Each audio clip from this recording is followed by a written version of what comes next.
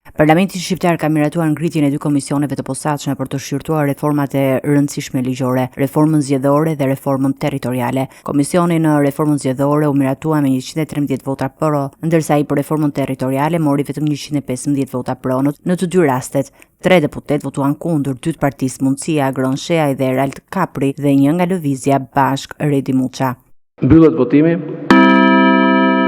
113 vota pro, 0 abstenime, 3 vota kundër. Komisioni për reformën zgjedhore ka një qëllim të vetëm: të vras partitë e reja, të vras alternativat në këtë vend, të vras demokracinë. Tani pyetja ime është drejtuar të dy përfaqësuesve, si të pozitës dhe të opozitës. Ku bazoheni që përjashtoni nga drejta e votimit një parti parlamentare si me qenë një OJF, as si me qenë një institucion që është aty për të dhënë ca propozime apo për të dhënë mend. Kështu që Lëvizja Bashk praktikisht në terma praktik është i vetmi subjekt politik të cilit i është mohuar e drejta e votës në këtë komision parlamentar. Në radhët e mazhorancës, Damian Gjiknuri, propozuar si bashkëkryetar i Komisionit për Reformën Zgjedhore, mbrojti përbërjen e komisionit dhe theksoi se nuk ekzistojnë mandate për ndryshime kushtetuese në këtë fazë.